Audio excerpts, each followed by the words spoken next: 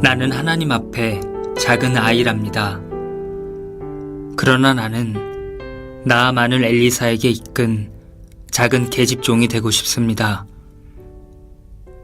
부르심 받은 갈릴리 호수의 어부가 되고 싶습니다. 나는 하나님 앞에 발길에 차이는 작은 돌이며 빚어놓은 흙조각일 뿐이랍니다. 그러나 나는 다윗의 손에 들려진 물매의 돌이 되고 싶습니다. 하나님의 집에 있는 작지만 쓰임받는 그릇이 되고 싶습니다. 나는 하나님 앞에 끄지 않은 심지요 꺾지 않은 상한 갈대일 뿐이랍니다. 그러나 나는 삼손의 손에 들린 나귀의 턱뼈가 되고 싶습니다. 직분을 받은 세간의 마태가 되고 싶습니다. 이제 나는 하나님이 내게 하신 일을 말하고 싶습니다. 하나님은 내게 진실한 소원을 마음에 심어주셨습니다. 마치 더러운 연못의 핀꽃처럼 내 마음에 아름다운 소망을 주셨습니다. 그 소망이 점점 나를 살아있게 하고 변하게 하고 있습니다. 하나님이 나를 찾아오신 후에 변하여 가고 있는 나를 살펴보면 낮은 자를 하감하시고 비참한 자를 위로하시는 하나님의 자비가 보일 뿐입니다. 나의 사역을 살펴보면 연약한 자를 위로하시는 하나님의 능력이 보일 뿐입니다.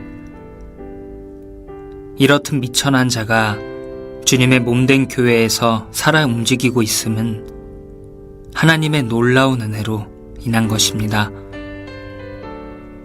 이제 나는 그분을 내 마음으로 찬양하고 내 생활로도 힘껏 찬양하고 싶을 뿐입니다. 내 안에 있는 모든 것으로 나의 창조주, 나의 구세주를 소리 높여 찬양하고 또 찬양하렵니다. 여기 이렇듯 작은 자가 주님의 은혜를 사모하고 기다리고 있습니다. 주여 나를 도우소서. 오 하나님, 나의 찬양을 더욱 진실되게 하사 주님의 신실함을 내 생활로도 나타내 주소서. 나의 창조주, 나의 구세주 예수님, 주님을 사랑하게 해주셔서 고맙습니다. 할렐루야, 온 마음으로 할렐루야.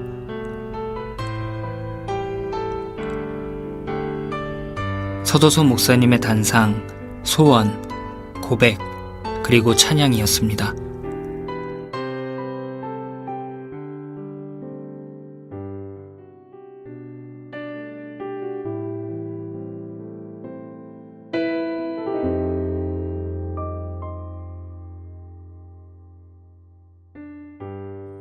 성경은 기록하길 우리의 죄와 허물 때문에 예수님이 찔리시고 상하셨다고 증거한다.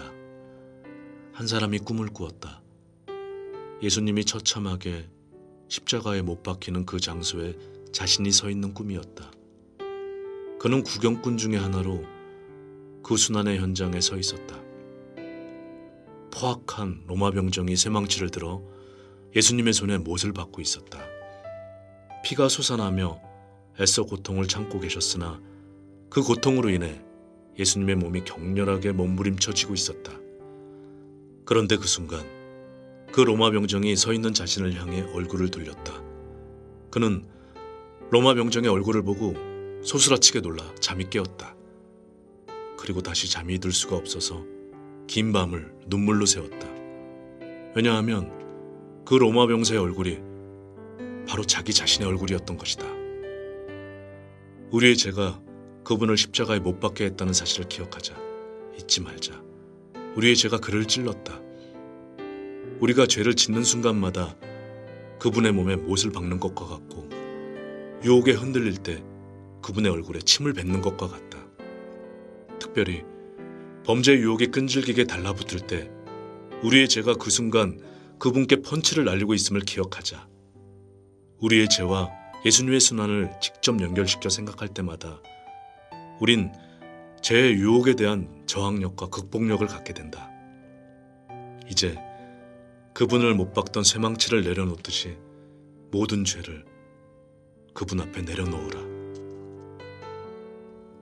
서도성 목사님의 단상, 내 죄 때문에 이었습니다.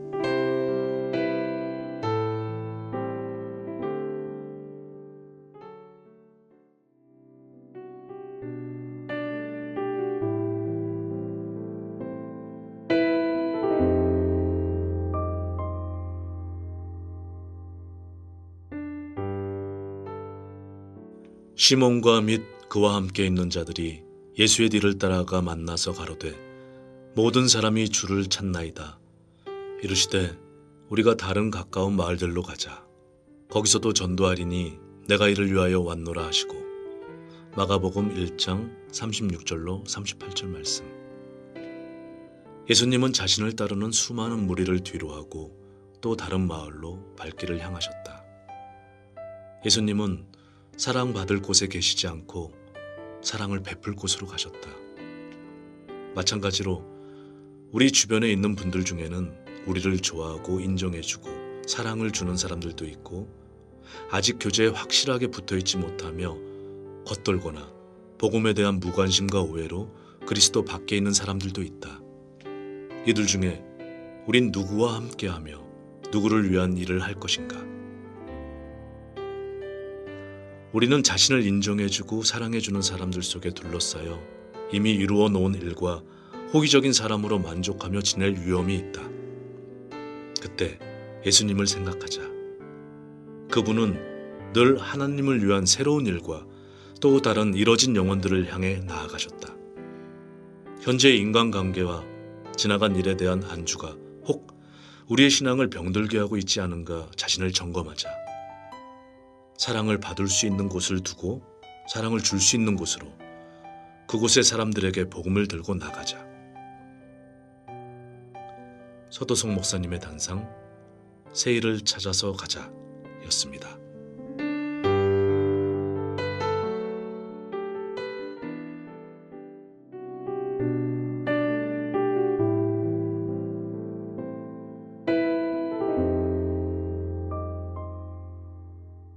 나의 지나온 길을 돌아봅니다. 흔들리고 넘어졌던 곳곳이 보입니다. 그때 주님이 나를 버리셨다 해도 정당했을 것입니다. 그러나 주님은 내게 오래 참으심으로 진정한 사랑을 입증하셨습니다. 지금 나는 놀라우신 하나님의 은혜로 존재하고 있을 뿐입니다. 하나님은 내게 주신 직분을 다른 이에게 주실 수 있었습니다. 만일 다른 일을 쓰셨다면 더 놀라운 일을 이루실 수 있었을 것입니다. 다른 사람에게 가야 할 은혜가 내게 머물러 있음을 인하여 나는 송구스럽고 놀라워하고 있습니다. 나는 너무도 큰 은혜를 받고 있습니다. 나의 마음은 은혜의 물결로 인하여 터져버릴 것 같습니다. 주님의 은혜는 나에게 이런 찬송을 배울 수 있도록 만들어주셨습니다. 내 일생 소원은 늘 찬송하면서 주께 더 나가길 원합니다. 이러한 나의 간절한 소원이 주님의 은혜의 열매임을 나는 알고 있습니다. 이제 나는 마음에 예수님을 주로 붙잡고 그분이 내게 오래 참으신 것처럼 나의 영혼을 사랑하신 것처럼 그렇게 한 사람의 영혼을 위하여 달려갑니다. 서도성 목사님의 단상 은혜 위의 은혜였습니다.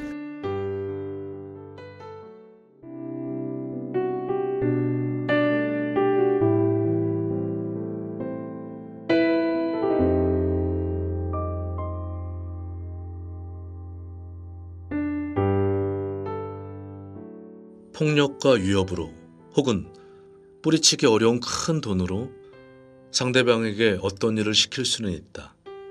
폭력과 돈은 자신이 원하는 대로 상대방을 조종할 수도 있게 만들어주며 힘든 일도 시킬 수 있고 종처럼 사람을 부릴 수도 있게 해준다. 역사 속에서 잔인한 폭력과 위협으로 부인과 딸을 권력자에게 스스로 바치게도 하고 심지어는 가족을 자기 손으로 죽이게 할 수도 있었으며 권력자를 신처럼 받들게 하기도 한 예를 우린 수없이 발견할 수 있다. 현대사회에서도 권력과 돈을 가지고 사람들을 때론 노예처럼 벌벌 떨며 섬기게 만들 수도 있다. 그러나 권력과 폭력 그리고 돈으로 절대로 얻을 수 없는 것이 있다. 그것은 사랑이다. 폭력을 동반한 권력 혹은 돈으로는 절대로 상대방에게 사랑을 얻을 수가 없는 것이다. 비록 상대방을 내 의지대로 조정할 수 있다 하여도 사랑은 절대로 권력과 돈으로는 받아낼 수 없기 때문이다. 왜 하나님이 우리에게 십자가를 통해 사랑을 보여주셨는가에 대한 답이 바로 여기에 있다. 희생을 통해 하나님은 우리를 향한 진정한 사랑을 구하고 계신 것이다. 그는 결코 권력과 폭력으로 우리를 위협하거나 혹 만사 형통이라는 세속적인 축복만으로 우리를 설득하지 않으신다. 그는 잠잠히 우리를 사랑하시고 희생이란 언어로 사랑을 계속 보여주시며 심판을 보류하시며 기적 같은 기다림 속에서 참고 계신다. 우리와 진정한 사랑의 관계를 갖기 위해서 그토록 엄청난 희생과 인내를 보여주고 계신 것이다. 그러나 하나님의 인내가 끝나고 작정된 심판이 현실로 실행될 때 사랑에 대한 배반은 결국 맹렬한 투기 같은 진노를 만들어낼 것이다. 사랑을 배반한 뒤엔 결국 처절한 투기의 분노가 따를 뿐이다. 하나님의 사랑에 대한 진실한 응답만이 최선의 선택임을 일깨울 때 우린 더욱 믿음을 고백하며 하나님을 찬양하게 된다. 서도성 목사님의 단상 사랑이었습니다.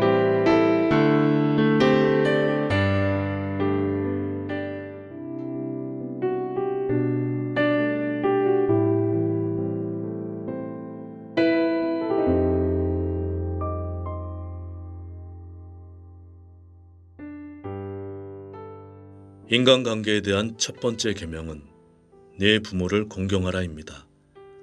내 부모라는 말에 주의해 보십시오. 어떠한 제한적인 수식어가 없습니다. 인격적으로 존경할 만한 내 부모라든지 너를 사랑하며 희생하여 키운 내 부모라는 식의 설명도 단서도 없습니다. 이 세상에는 가정을 돌보지 않고 자식을 학대하며 키운 부모도 있습니다. 그러나 성경은 오직 그가 부모라는 이유 하나만으로 그를 공경하라고 명하십니다.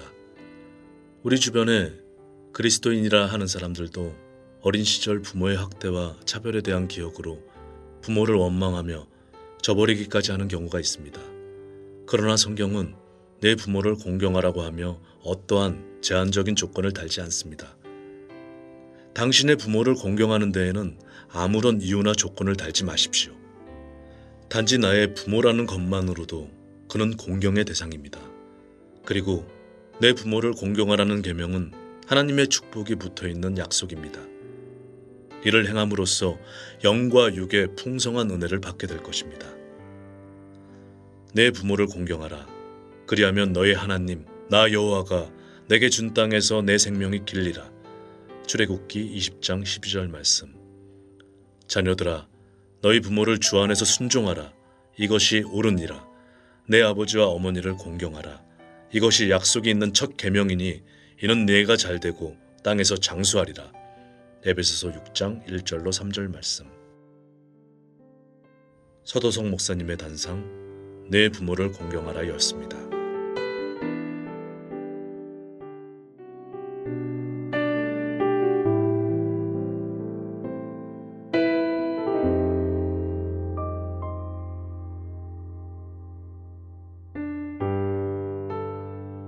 만약에 부모님이 생전에 자식들을 모아놓고 유산을 나눠줄 때 자기만 쏙 빼놓았다면 좀처럼 섭섭한 마음을 지울 수 없을 것이다.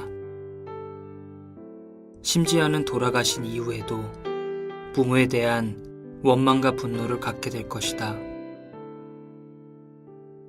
하나님은 우리 모두에게 각각 유산을 나눠주신다. 각인에 대한 예외 없는 사랑은 우리 모두에게 영원한 유업을 나누어 주신다. 이런 하나님의 유산은 죽음 이후 저 세상에서가 아니라 바로 이 세상에서 나누어 주시는 것이다. 죽음을 건너가서는 그 약속된 유산을 실제로 얻게 되는 것이요. 유산을 나눠주시는 것은 바로 이 땅에서이다. 하나님의 유산은 이 세상에서의 직분, 봉사와 섬김의 기회, 그리고 신앙으로 인한 핍박과 고난 등으로 배분되어진다. 현재 우리가 갖고 있는 모든 신앙적 봉사와 희생은 유업을 나눠주기 위한 것이다. 만약 교회 내에 아무런 봉사도 없고 신앙으로 인한 고난과 핍박이 없다면 그는 슬프게도 유산상 속에서 제외되어 있는 것이다. 이 세상이 상급과 유업을 결정짓기 위한 곳이라는 것을 기억하면 우리 모두 더욱 선한 일을 사모하게 될 것이다. 그리고 주의 이름으로 고난받게 될 때마다 기뻐하며 즐거워할 것이다. 이 세상에서의 신앙생활이 바로 유산 배분의 현장임을 기억하고 자원하는 마음과 기쁨과 즐거움으로 고난의 현장에 적극 참여하자. 서도순 목사님의 단상, 유산이었습니다.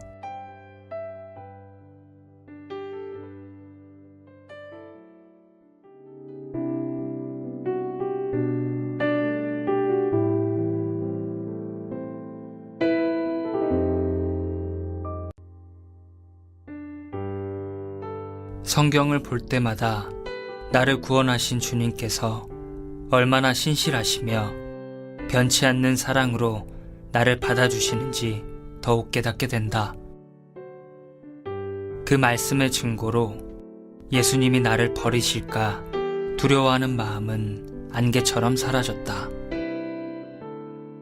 그런데 내 안에 또 다른 문제가 생기게 되었다.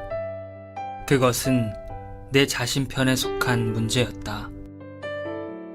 주님 안에서 나날이 밝게 비추어지는 나의 타락한 죄성은 내가 신앙을 지키지 못할 수도 있다는 불안감을 만들어 두렵고 답답했다.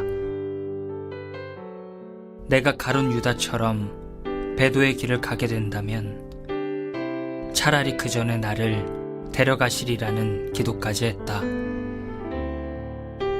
그러던 어느 날 다음 성경 말씀이 비처럼 다가왔다. 그리고 내 모든 불안을 씻어내기에 충분한 은혜를 베풀어 주었다. 주께서 너희를 우리 주 예수 그리스도의 날에 책망할 것이 없는 자로 끝까지 경고케 하시리라. 고린도전서 1장 8절 말씀. 주께서 하시리라 라는 말씀처럼 나를 구원하신 분이 또한 끝까지 경고케 하신다. 이것은 은혜 위에 은혜였다. 예수께서 세상에 있는 자기 사람들을 사랑하시되 끝까지 사랑하시니라. 요한복음 13장 1절 말씀. 하나님의 은사와 부르심에는 후회하심이 없느니라. 로마서 11장 29절 말씀. 곧 우리가 원수되었을 때에 그 아들의 죽으심으로 말미암아 하나님으로 더불어 화목되었은즉 화목된 자로서는 더욱 그의 살으심을 인하여 구원을 얻을 것이니라. 로마서 5장 10절 말씀. 우리는 미쁨이 없을지라도 주는 일향 미쁘시니 자기를 부인하실 수 없으시리라. 디모데후서 2장 13절 말씀. 나는 이러한 말씀 위에 서서 지금까지 나의 신앙을 보존하신 하나님께서 끝까지 지켜주실 것을 확신했다. 그 후 지금까지 나는 나를 지키시는 그분의 은혜로 넘치는 평강을 누리고 있다.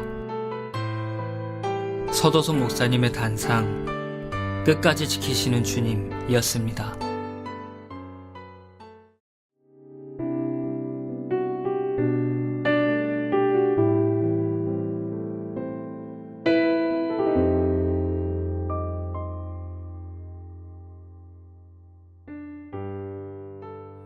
여러 계절을 걸치면서 낡아진 옷은 곧 정리되어 버려진다. 더구나 새 옷이 생겼을 때에는 낡은 옷을 쉽게 버리게 된다. 살아오면서 내 몸을 거치고 버려진 양말, 손수건, 그리고 옷가지들이 얼마나 많은가. 그러나 옷은 버려지고 바뀔 수 있지만 몸은 낡아지고 병들어도 결코 버릴 수가 없다. 심지어 기능을 상실한 지체라 할지라도 애착을 갖고 몸에 계속 붙어있게 하고 끊임없이 돌봐준다. 성도는 주님께 옷과 같은 존재가 아니라 그 몸의 지체와 같다고 성경은 말한다. 옷은 버려질 수 있지만 몸은 질병과 노화를 겪어가면서도 버려지지 않고 끊임없이 돌봄을 받는다. 우리는 때로 죄 때문에 더럽혀지고 병들기도 한다. 그러나 그때에도 주님께서는 결코 우리를 버리지 않고 돌보아 주신다.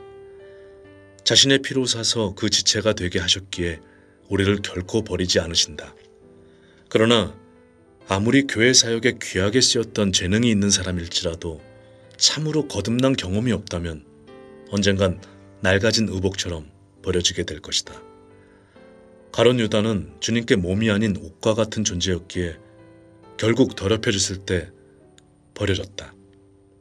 반면에 베드로는 옷이 아닌 몸과 같은 존재였기에 구주를 부인함으로 자신을 3번이나 더럽혔지만 결국 은혜로 회복되었다. 두 사람의 차이는 명백하다.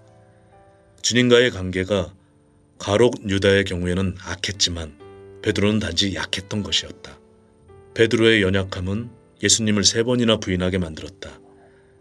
그러나 그는 자신의 연약함에 대한 슬픔이 있었고 주님의 긍휼과 은혜 베푸심에 대한 계속적인 신뢰가 있었다. 결국 베드로는 자신의 천성적인 연약함을 이겨내고 믿음으로 승리했다.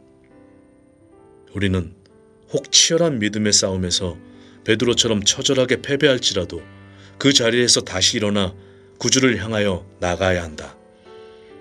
이미 정해진 삶의 방향을 분명히 하고 천성을 향하여 나아가야만 한다. 넘어지고 혹 기어가더라도 가야만 한다. 가다가 죽더라도 주님을 향하여 죽어야만 한다.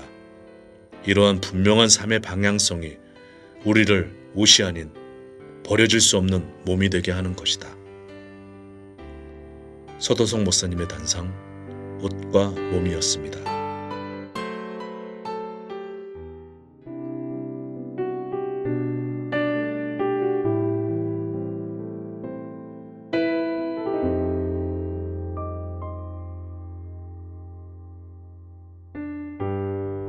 성경은 하나님에 대해서 우리의 생각하는 것에 더 넘치도록 하시는 이라고 표현하고 있습니다.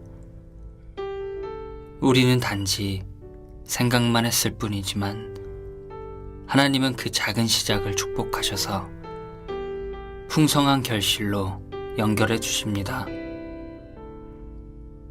우리는 단지 결심만 했을 뿐이지만 하나님은 그 결심을 이끌어 넘치는 축복으로 결과를 만들어 주십니다. 우리 가운데서 역사하신 능력대로 우리의 온갖 구하는 것이나 생각하는 것에 더 넘치도록 능히 하실 이에게 교회 안에서와 그리스도 예수 안에서 영광이 대대로 영원 무궁하기를 원하노라. 아멘. 에베소서 3장 20절에서 21절 말씀. 내 마음에는 가족 전도에 대한 소원이 가득했지만 구체적이고 실제적인 기회를 만들지 못했습니다. 그러나 하나님은 내가 생각만 했던 사실에 대해서 역사하셨습니다. 비록 오랜 시간이 걸렸지만 결과적으로 많은 가족이 구원을 받고 주 안에 있습니다. 나는 막연하게 하나님 뜻대로 살고 싶다고 생각했습니다. 그러나 하나님은 구체적으로 하나님 뜻을 따라 섬길 수 있는 많은 기회를 만들어 주셨습니다. 지나온 삶을 돌아보면 하나님은 행동하지 않는 신앙도 강권하셔서 여러 기회에 동참할 수 있게 하셨습니다. 핏덩이 같은 신생아가 부모의 헌신적인 희생을 통하여 점점 자라서 마침내 의젓한 어른으로 성장하는 것처럼 내가 구원받은 후 성장하기까지 지나온 나날이 모두 하나님께서 넘치도록 큰 은혜로 역사하신 결과임을 깨닫게 됩니다. 잘 보이지는 않지만 생각과 결심에 씨앗을 축복하시고 결식케 하신 하나님의 은혜의 손길이 분명히 있습니다. 그럼에도 불구하고 어린 시절에는 부모의 은혜에 대하여 잘 깨닫지 못하고 불평과 반항으로 부모를 대하는 것처럼 하나님께도 내 자신이 그랬던 순간들이 많이 있었음을 고백합니다. 자신의 불효에 대하여 후회하며 돌이키는 자식의 마음이 되어 하나님 앞에 서봅니다. 서도수 목사님의 단상 결심과 결과였습니다.